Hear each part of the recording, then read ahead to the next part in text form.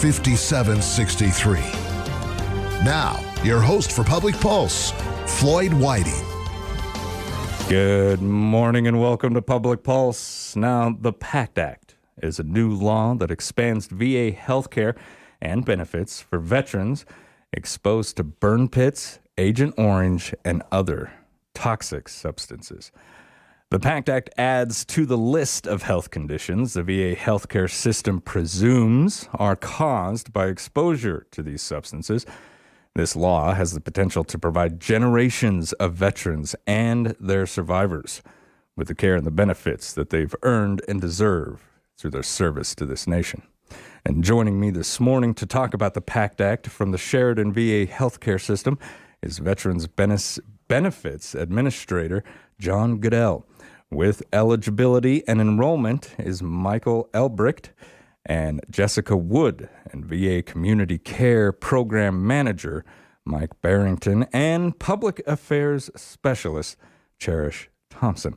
Good morning, VA team. Good morning. We have got a full house this morning, and it's great to see all of you in here.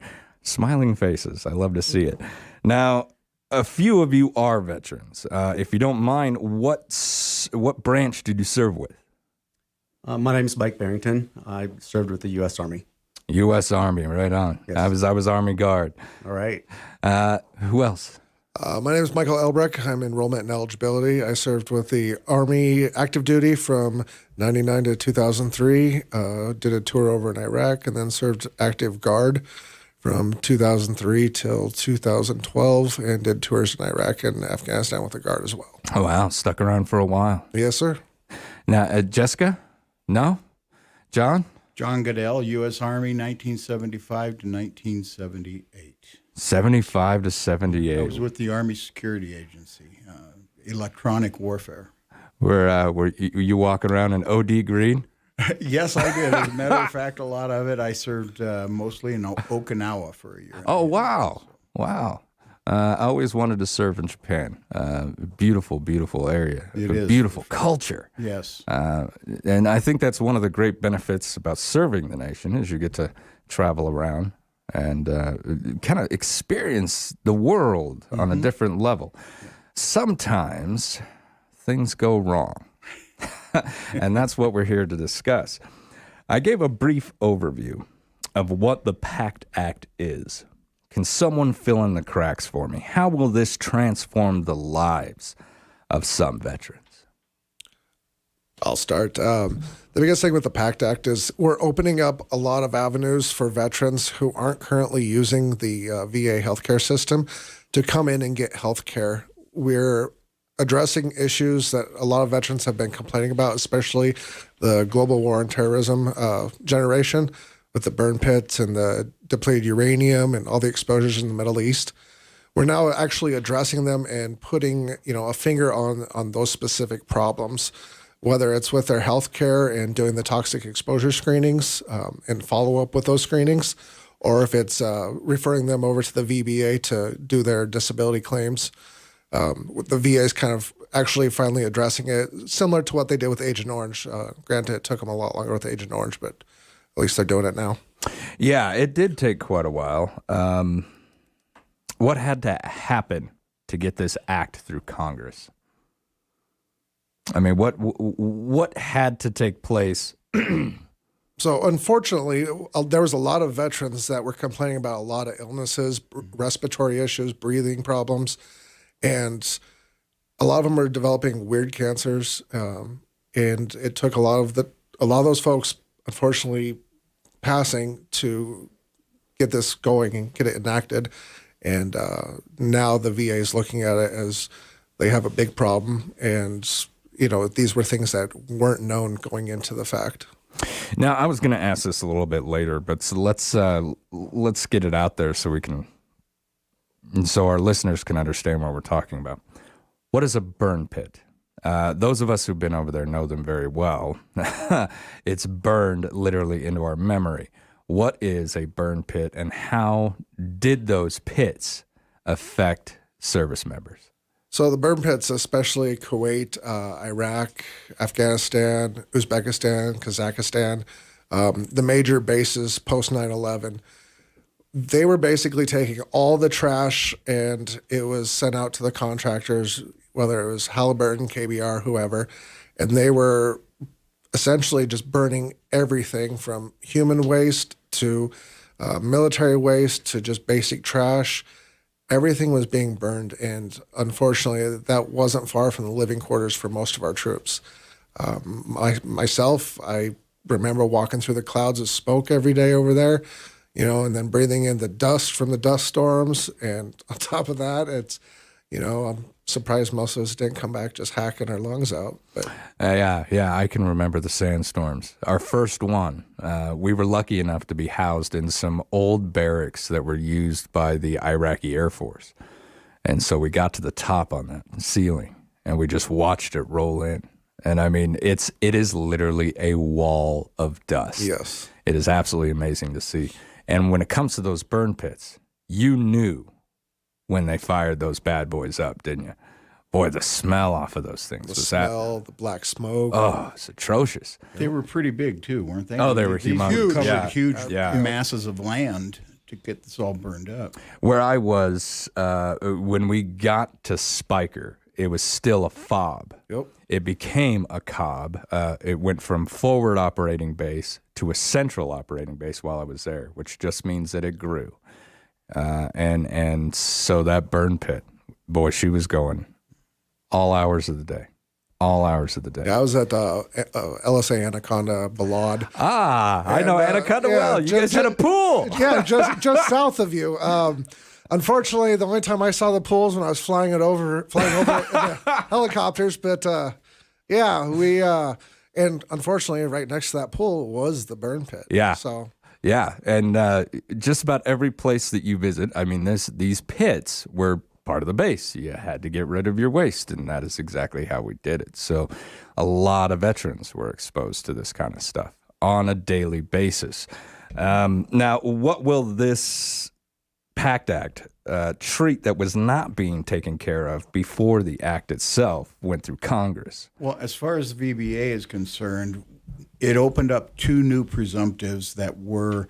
I've had a lot of veterans who have been denied claims because they weren't presumptives yet.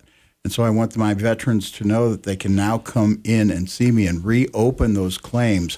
Hypertension is the big one, and monoclonal gammopathy is the other one. That's Wow. open for the Vietnam veterans. Now, the list for the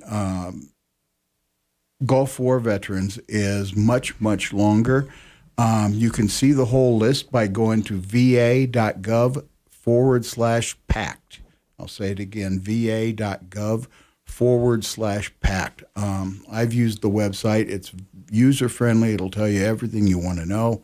And so I really encourage my veterans to get out there. But again, my Vietnam guys and gals, if you've ever been denied a claim for hypertension, or the gammopathy is something new, but for hypertension, you were denied, you can now come back in, and I will be happy to help you get your claim open, and it will go through. Man, could you imagine hanging on to something since Vietnam, being afflicted with something since Vietnam, and I'm sorry, but having doctors look at you and say, there's nothing I can do. Yes, and unfortunately, I see it every day in my office, so I understand completely your God, John, that is heartbreaking. At the same time, I agree with you 100%. It is heartbreaking. At the same time, we're taking the steps to get this taken care of and do the right thing. And so I give the VBA, I give our government credit where it's due that finally, maybe later is still better than never for sure. So we're going to get these folks taken care of. And that's what we have to zero in on at this point in time, in my opinion. Yeah, devote all of our energy Yes, to just getting it done. without doubt. So if you are a veteran, you know what? No matter where you served or how, I would suggest that you jump on that site. One more time, John, please. va.gov/PACT, P-A-C-T. All right, we're going to be able to find some lists on there. Yes, it will give every presumptive for both the Gulf War and the two new ones for the Vietnam era. And so, yes, it will answer all their questions regarding the presumptive list. Good. Now, when we talk about the Gulf War, it's one of those conflicts that kind of comes up briefly. Why? Because Schwarzkopf had his stuff together, right? He got over there, he kicked a lot of butt really fast and pulled out. But we had soldiers over there burning things in these pits that probably shouldn't have been set on fire in the first place, right? I mean, come on, that's just the way things are. So now we're taking steps to make sure that if you breathe this stuff in and it gave you something that you've been living with, Roger that, yes. get in the VA. Yes. Get it taken care of. ASAP. The sooner the better. All right, we're going to take a quick commercial break. When we come back, we'll continue with the Sheridan VA healthcare team discussing the PACT Act. This is Public Pulse on 930 KROE and 103.9 FM. Sheridan.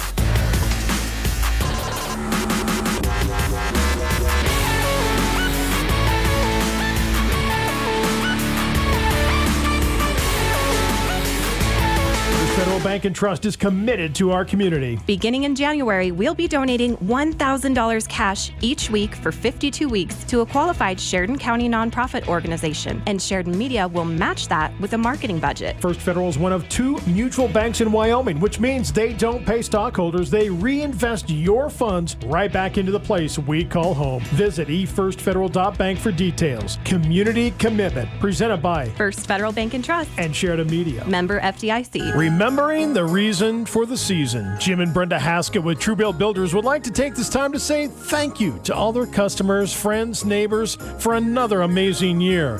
There are many ways to express good wishes. A handshake, a joyous greeting, an exchange of gifts. May your holidays be merry and bright. Merry Christmas and Happy New Year from Jim and Brenda Haskett with Truebill Builders, online at truebillbuilders.com. Have you heard? Sheridan's own Vacutech is growing and they're now hiring part-time weekend workers. Open positions include general labor, machine operators, craters, and more. Vacutech is offering weekend premium pay and a $2,000 sign-on bonus. This is the perfect opportunity to make extra money or even a great living while working weekends and enjoying the week off. For more information and to apply, visit Vacutech's open opportunities page on their website at vacutechllc.com. The holidays are here, and the Cozy Corner gift shop, just inside Sheridan Memorial Hospital, has something for everyone on your nice list. When you shop at the Cozy Corner, you're not only buying a gift, you're also giving back. We donate all of the proceeds to the Sheridan Memorial Hospital Foundation to support hospital projects. From decorations to clothing, we have all of your holiday essentials. Stop by and find the perfect gift today, and Merry Christmas from all of your Cozy Corner volunteers. It's the final week to enter for a chance to win one of 12 gift certificates from Moss Holders Design Center. There's no purchase necessary. Just enter your name and number, and Moss Holders may give you a call to let you know you've won up to $500 worth of furniture. While shopping, see what Moss Holders has on sale this week. Choose a new recliner or sofa, mattress or dining set. Each day, Moss Holders has a new product on sale. Let Moss Holders put some fun in your Christmas shopping this year. Moss Holders Christmas sale ends at 6 o'clock on December 23rd. Moss Holders, furniture is our passion.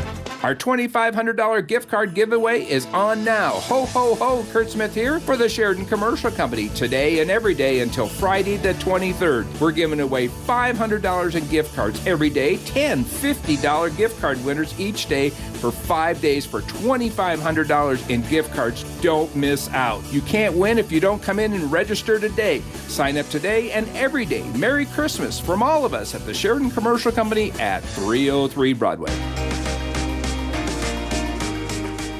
Good morning. Welcome back to Public Pulse, brought to you by our friends out there at First Federal Bank and Trust. I'm Floyd Whiting. This morning, we're speaking on the PACT Act, and I am with Sheridan VA Healthcare System Veterans Benefits Administrator John Goodell. With eligibility and enrollment is Michael Elbricht and Jessica Wood. VA Community Care Program Manager Mike Barrington. And Public Affairs Specialist Cherish Thompson. Now,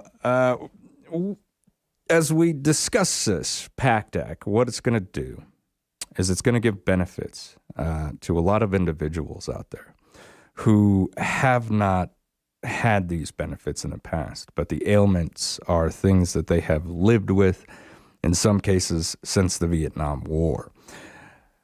What is the estimated number? Does anybody know the estimated number in our area of veterans who may be walking around with these afflictions?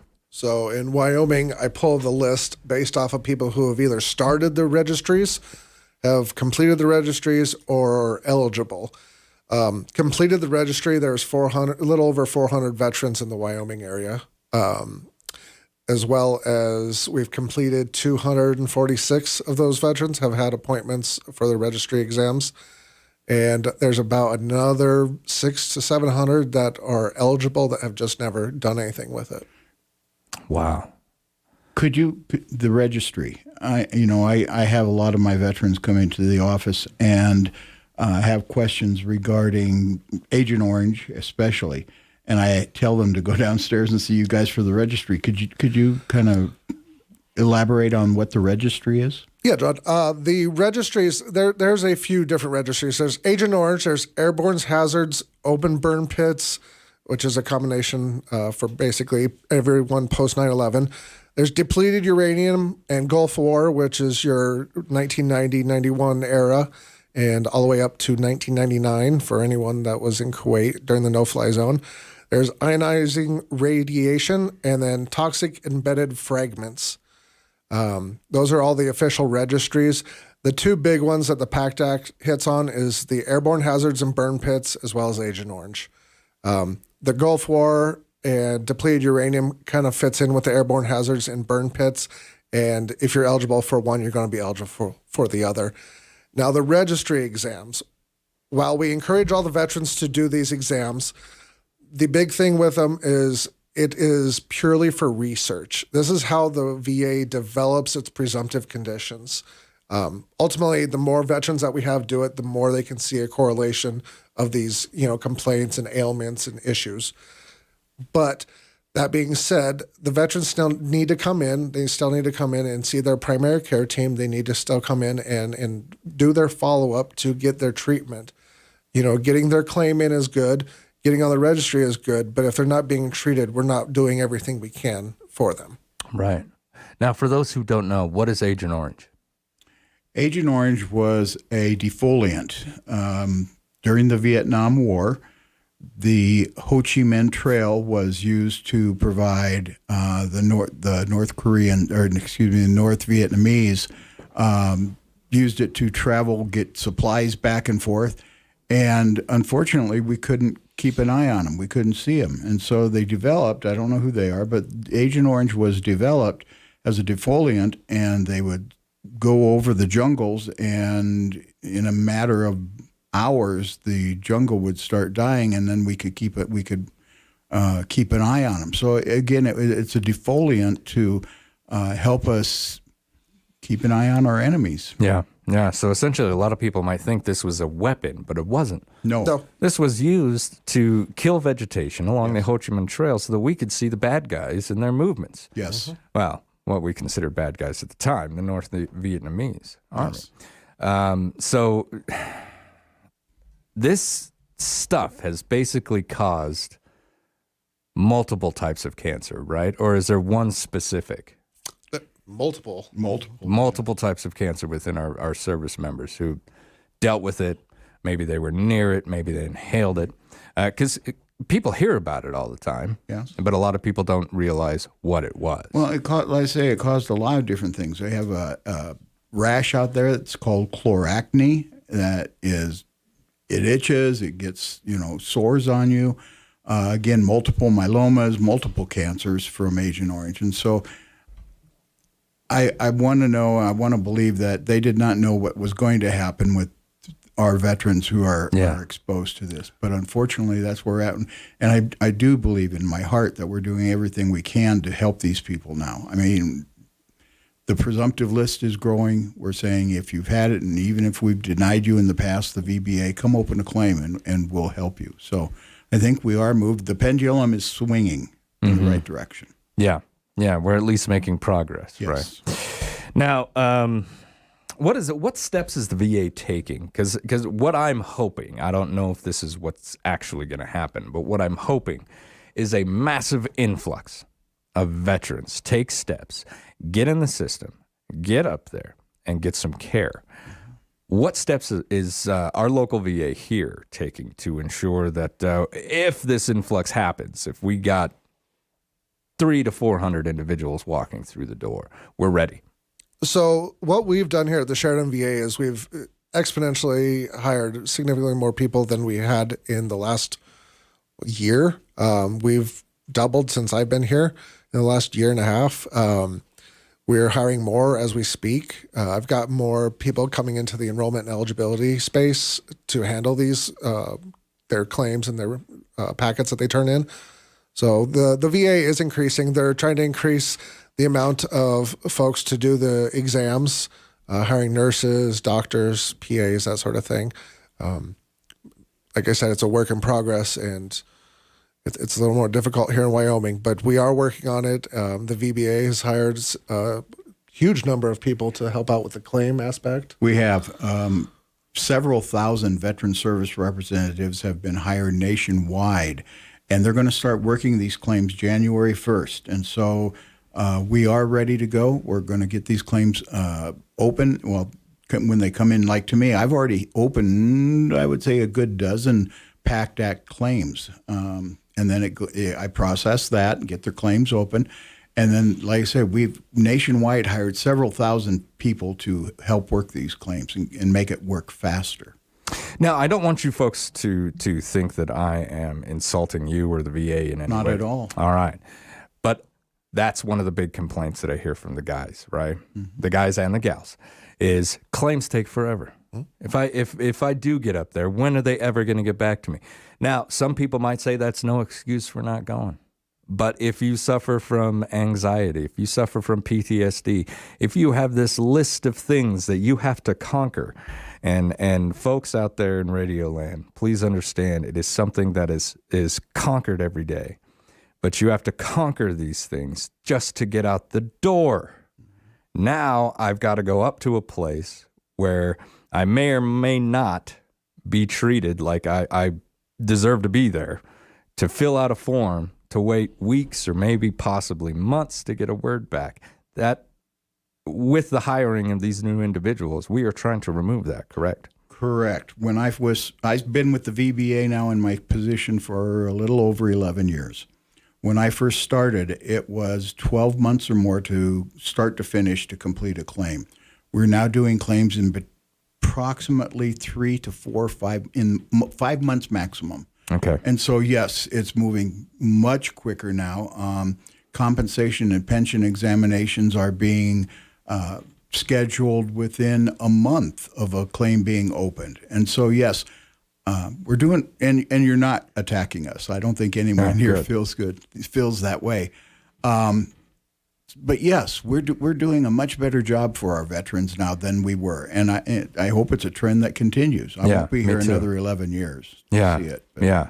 Now, this ain't your dad's or your grandpa's VA. Things have changed, especially since the two wars, war in Afghanistan, the war in Iraq. How many, I mean, because I know you can't come out with these numbers right on the spot, but how many tens of thousands of veterans did those two wars touch? You know? Hundreds of thousands. Yeah. Millions. Yeah. The Iraq, the GWOT wars essentially affected 2 generations. The folks that were getting out post Desert Storm, and then all the ones that came in pre 9/11, and now their kids are going into the military at this point.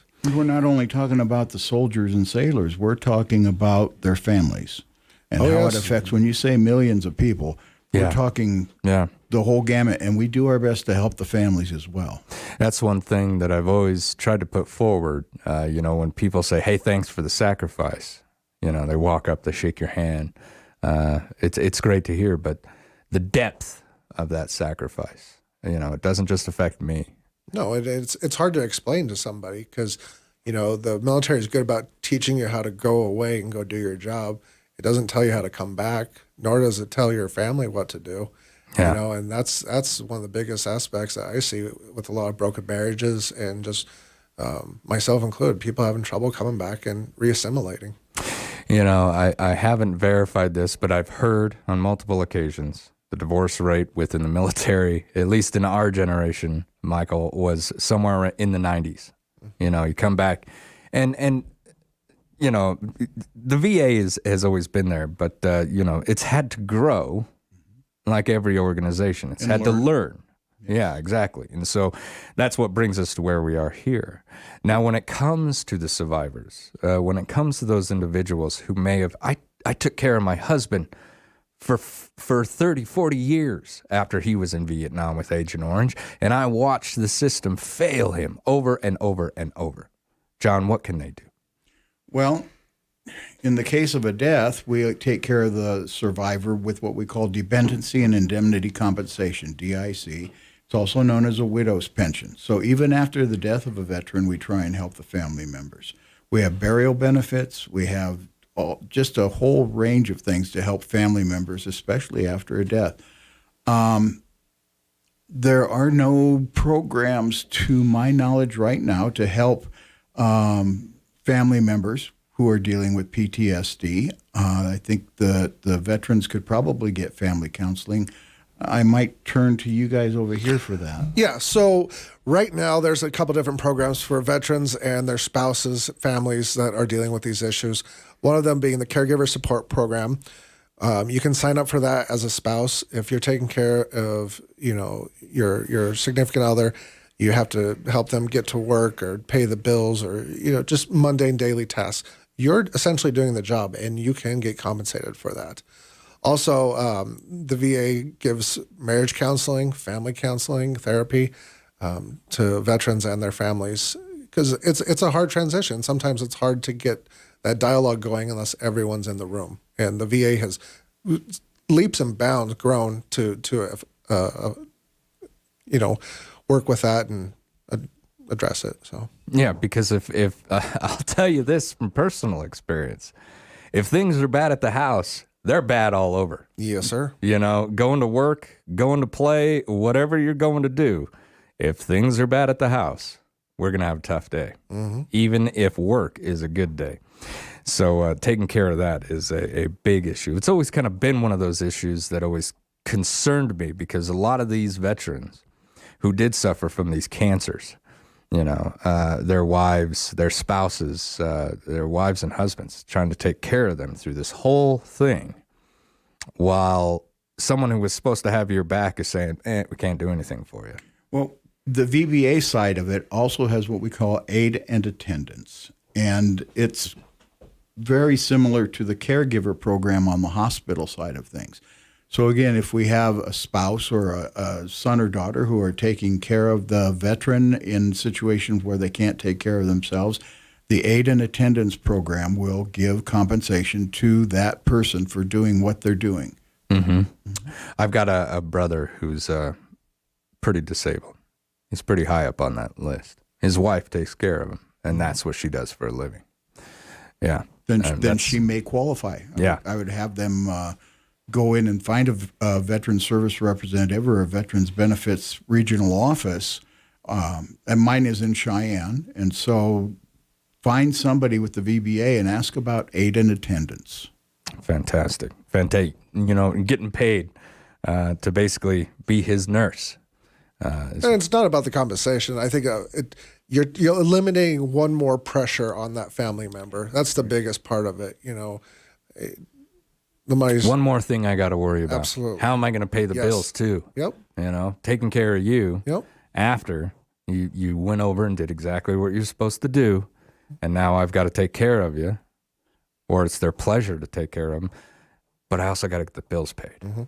So this is going to help out. Also be used for respite for the caregiver. If you have a family member, they need some time away too. They need some rest. So the aid and attendance is paid to the veteran in their monthly payment for service-connected disabilities, but that money can be used to have an alternate nurse or somebody come in and give that family member some rest. So that she can take a break. Right. If anyone has ever done it, it's very difficult on the caregiver too, and so they need some rest. That can be used for that. Now let's go back to our terminology here. Presumptive condition for toxic exposure. We've said this a few times. I don't know if we've really gotten into depth of why it's presumptive. Why is it presumptive, John? Well, it's presumptive because it's been proven that the burn pits and Agent Orange caused the problems, the disease that's going on with our veterans. So we are saying, if you have these things, we are going to presume, becomes a presumptive, we're going to presume that it was caused by the burn pits, it was caused by Agent Orange. And so, like say, the new one, hypertension, I have a lot of veterans who are coming in who have been denied in the past for hypertension. And now we're going to say, we presume that because you were exposed to Agent Orange, we have your DD-214, we know that you were in Vietnam or Cambodia or Laos or wherever and that's opening up too. We have a great many more countries that we're finding out we sprayed this stuff. And so we're saying we presume that you have this because you were exposed. We're going to grant your claim. So in that, I don't have to sit there and prove things anymore. No. And the claim will go through quicker, and we'll start getting them the compensation that they deserve for serving their country and having this happen to them. It's absolutely amazing what one little word in a pact can do. Yes, sir. Right? It is, as a matter of fact. Yeah, one little word can make a world of difference. Tell me about the toxic screenings. How do we test for exposure to something like this over 30 years ago? So the toxic exposure screening is a new process that we, to be brutally honest here, we haven't even begun yet. It starts January 1st. It's going to be done with their primary care team at the VA. So it's going to be a clinical reminder. So when they go in, the doctor's asking the basic questions. Hey, you're due for a flu shot. You need, this immunization, whatever. Also on there is going to be, have you ever been to any of these areas? Did you serve in this conflict? Do you have any of these problems? For the Gulf War guys, do you have any breathing problems? And once they trigger yes to anything on that, then it gets referred to our environmental health coordinator, which is myself and a provider. And then we start addressing it on our end to see what we can do, as well as there's going to be treatment and follow-up care for triggering that positive reaction to that reminder. How long are these going to take? You're talking just a couple minutes. It's 5 or 6 questions. It's super easy. But then once they come in and trigger that, then we can start looking, okay, so they have this problem. Maybe they need follow-on care. Maybe they need an x-ray, a CT, a breathing test. It's just going to start compounding these issues where, a lot of guys like yourself and myself, we've gone in and said, hey, I have breathing problems. They're like, okay, here's some asthma treatment, steroids. Right. Here's some drops. But they're not directly associating it to your military service. Now the VA is going, we need to actually look at their military service, not what they're doing right now and what they're presenting in front of us now, but maybe there's something to all of this and going back further and looking at it. There's a list of instances that I can think back on in my time over there. I've got a friend who pulled someone out of a burning vehicle and got a esophagus full of hot smoke. He was never the same again. Denied a claim. Could he come down and fill out this paperwork? By all means, I would encourage him to come in and open a claim. If he's in my area, to come in and see me. He would have to fill out a form that would tell what happened to him. He'd have to be pretty succinct in his description. And if he could get a lay statement from a buddy statement saying, this is what he did for me, by all means, yes. Everything the VBA does is evidence-based. And so they have to be able to say, here's what happened, and I can show you here's what happened. And so, yeah, I would encourage him 100% to come in and see me. Fantastic. Or any VSR. We're blessed in Wyoming to have the Wyoming Veterans Commission, and they have veteran service officers who work throughout the state to help get claims open. They basically do what I do, but they're state employees, and I'm fed. Okay. So but essentially, these are kind of our local reps, right? Yes. Yeah. Yes. Yeah, the ones who are going to fight to make sure that our benefits. Yes. Okay.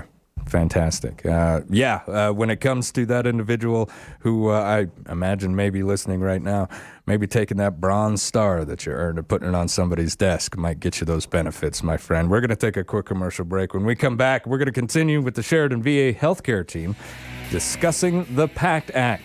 This is Public Pulse on 930 KROE and 103.9 FM Sheridan.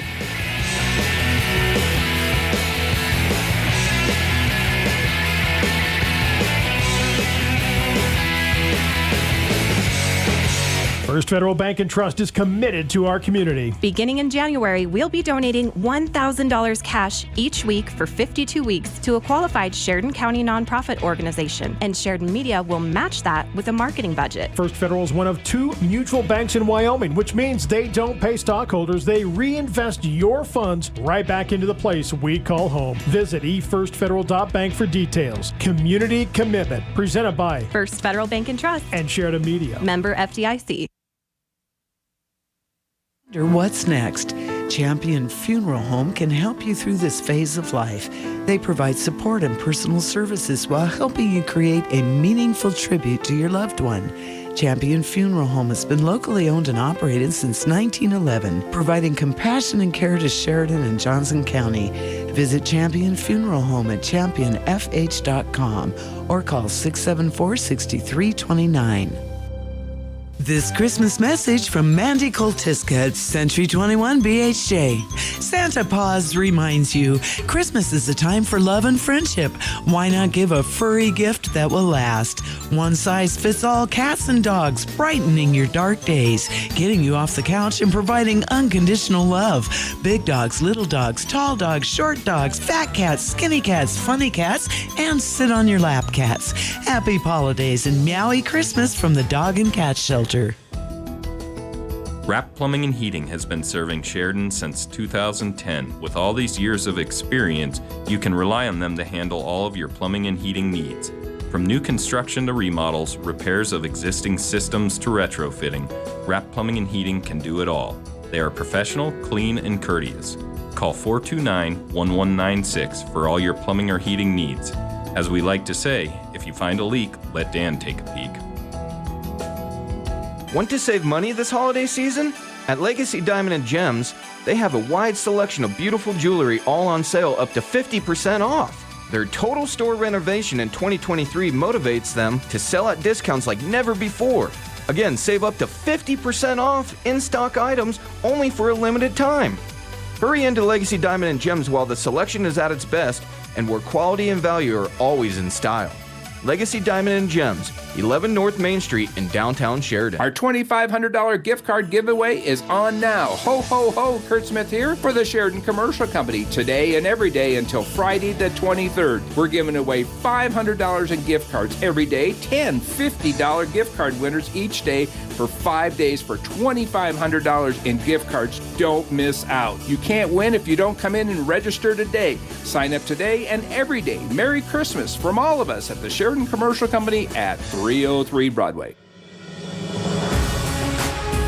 Good morning and welcome back to Public Pulse, brought to you by First Federal Bank and Trust. I'm Floyd Whiting. This morning, speaking on the PACT Act, I am with Sheridan VA Healthcare System Veterans Benefits Administrator John Goodell.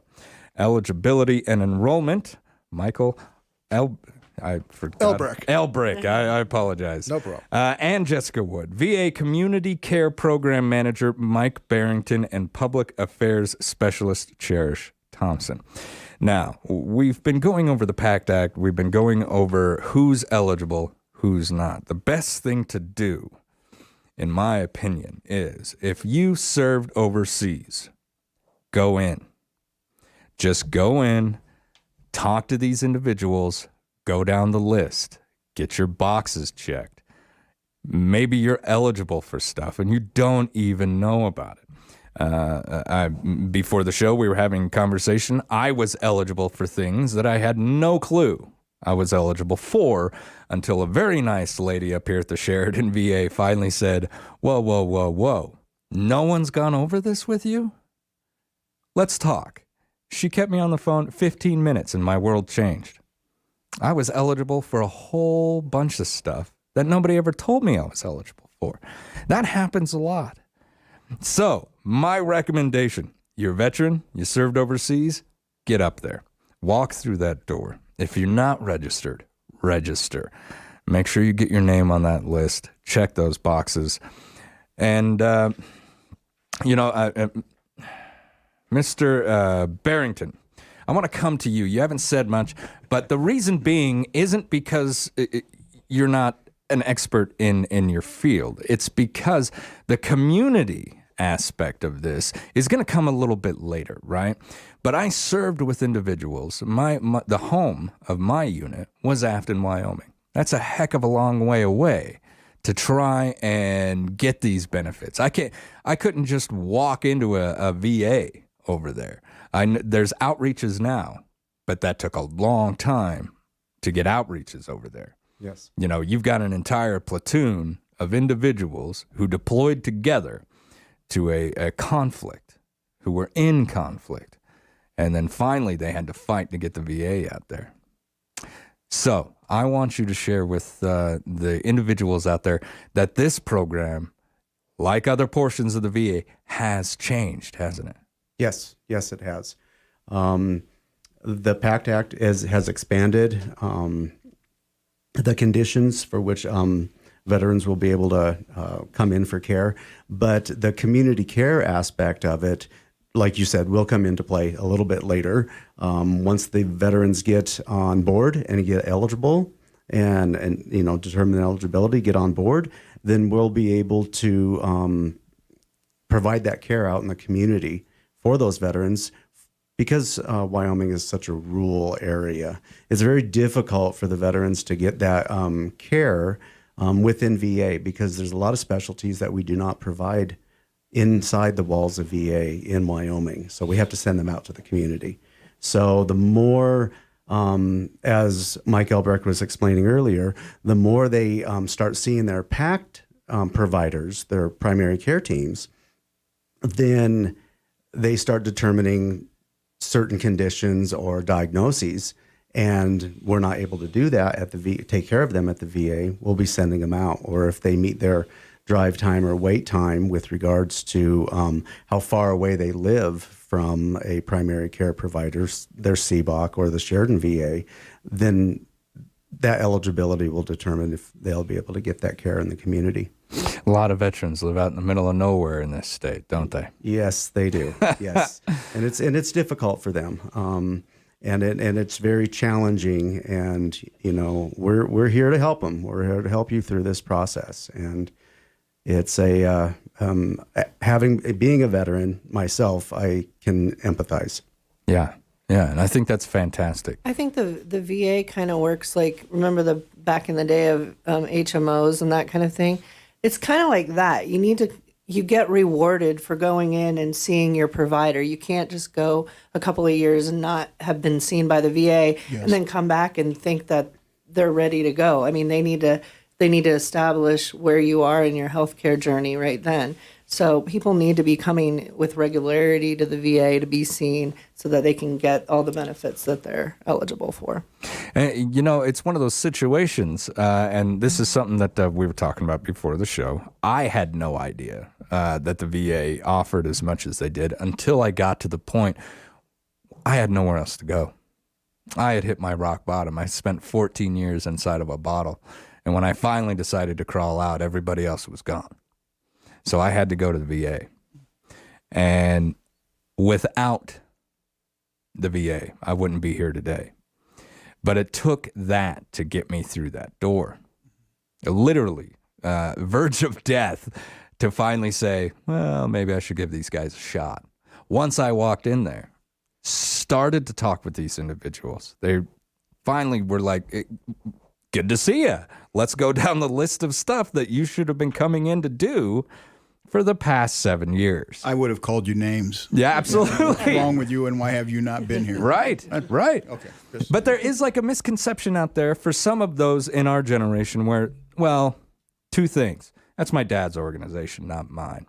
And second, all he ever does is complain about it. Well, I don't need that headache. No, unfortunately, it's something that we hear every single day. I get people who come in, World War II, Korea veterans, all the way up to guys who got out last year, and they come in and they're complaining about the same issues. But the fact is, they just need to come in and talk to us.